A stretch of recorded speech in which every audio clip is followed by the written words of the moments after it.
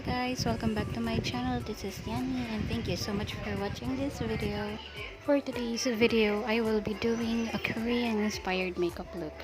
So tapos na ako mag-prep ng aking mukha, nalagay ko na yung moisturizer at saka sunblock ko. So now I will be applying the lip balm from Nivea. So now let's go straight to the foundation. So again, this is my usual routine for the foundation. If you want to have that glowy, dewy look pero may coverage, I highly suggest this combo. I am using the Iwhite BB Holic in light and Crayons BB Cream in natural beige. So, konting-konti lang yung ilalagay na natural beige to match my skin color. And blend using the sponge from Sacelady. So, first, i-spray ko lang ng fresh skinlab collagen mist para matulungan tayo mag-blend out yung foundation natin ng maayos.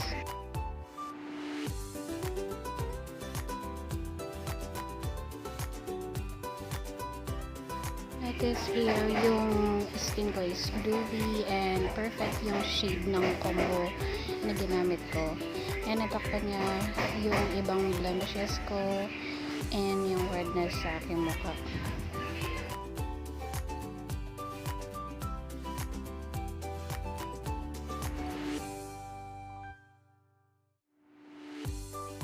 So I need to add a little bit more of coverage. So I'm using the Maybelline concealer, Fit Me in 15 or Fair Clair. So ilalagay ko lang siya sa under eye ko, sa gilid ng nose, and then sa ibang blemishes, just to cover them up more. So as we know, for the Korean inspired makeup look, napakaganda ng skin nila, so we have to try to achieve that skin look.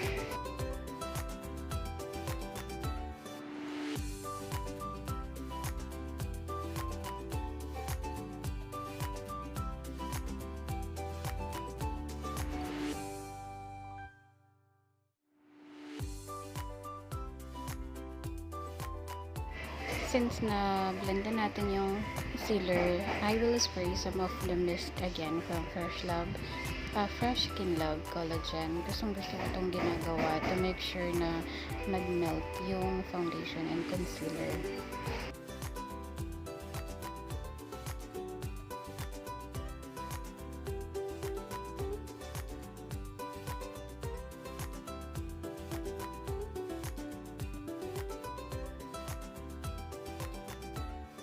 I will powder some areas of my face using the Vice Cosmetics Duo Finish Foundation in Putinamez. I'm not going to bake my foundation here. I-brush off ko lang ng very light sa buong mukha ko yung powder.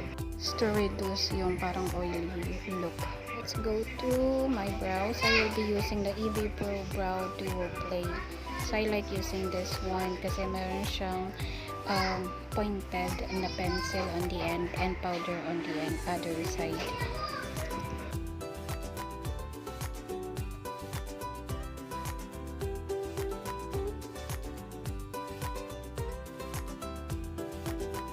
This is a Korean inspired makeup look. I have to make sure na make my eyebrows straight as possible.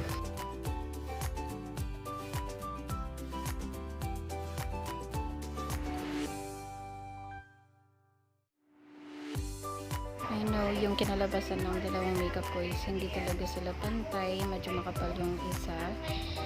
I am going to try to fix it. Makikita nyo naman sa next clip ng video na to.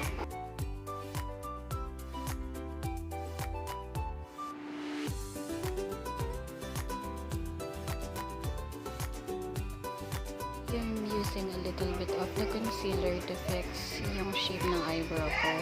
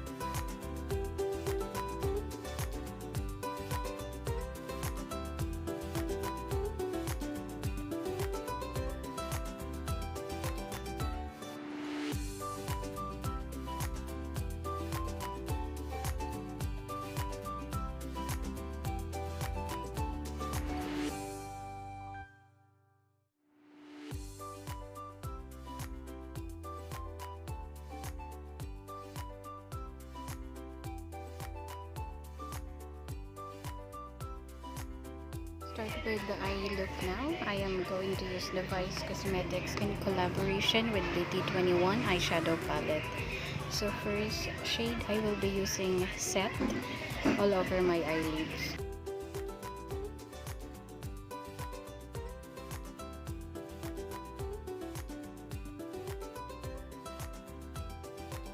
The makeup look that I am going for is very natural, pero ibubonggahan natin yung eyeshadow natin under eyes.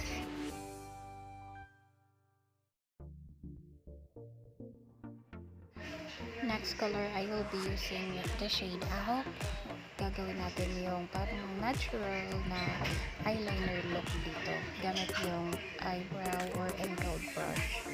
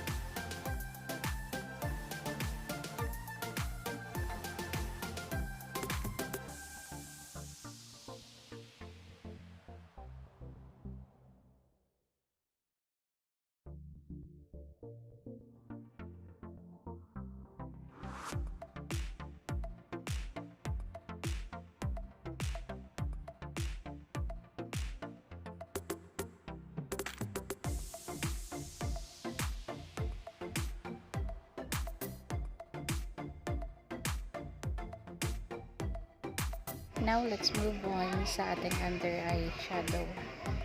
I will be using first shade is Yoldol. So, ilalagay ko lang siya sa gitna ng ating under eye. I will use the shade Ahop again. Ilalagay lang natin to sa pinaka-outer part ng ating under eye. And for the last shade, we are going to use Yodol. Ilalagay naman natin to sa pinaka inner part ng ating under eye. Now we are done with the eyeshadow part. Let's continue with the eyeliner. So gamit ko yung Sacelady waterproof eyeliner in black. So for this look, we have to make sure na nasa pinaka malapit or as much as possible nasa may eyelashes na natin yung eyeliner kasi gusto natin maging mukhang natural lang siya and isa-shape lang niya yung ating mata. And for the wing, we are not going to use or make a very short eyeliner wing. Gagawin lang natin siya ng very soft.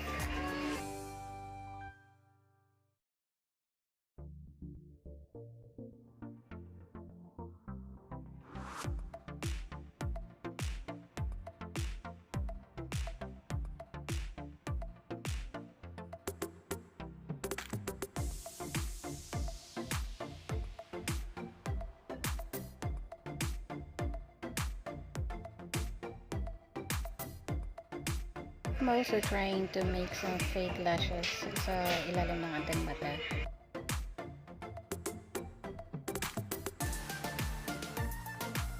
To curl my lashes, upper lashes, gagamitin ko is from Sacelady.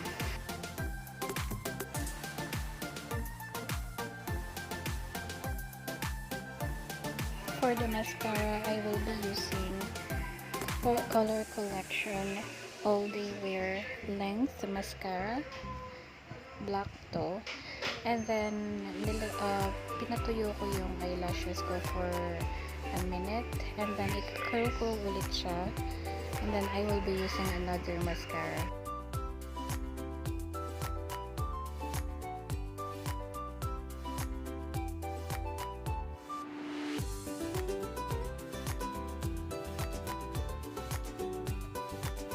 I'm using two different kinds of mascara dito kasi I want to get that natural na mahaba yung lashes natin, especially hindi ako gagamit ng fake lashes.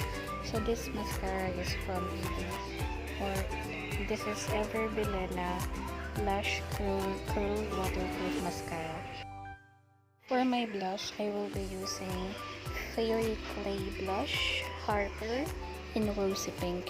Gusto ko kasi yung parang natural na blush lang yung magiging kulay ng cheeks ko. And then I will also put this on the highest point of my cheeks.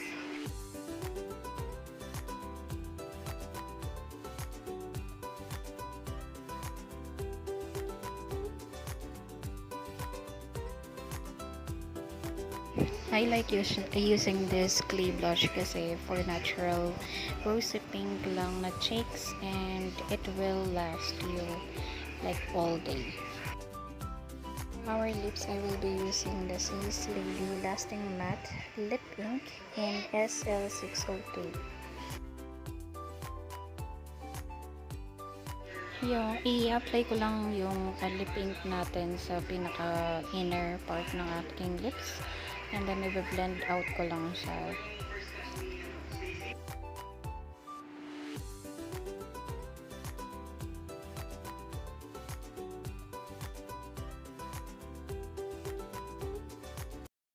And we are done with the makeup look for today. Thank you so much guys for watching again. Please let me know if you have any questions or suggestions down below. Don't forget to subscribe.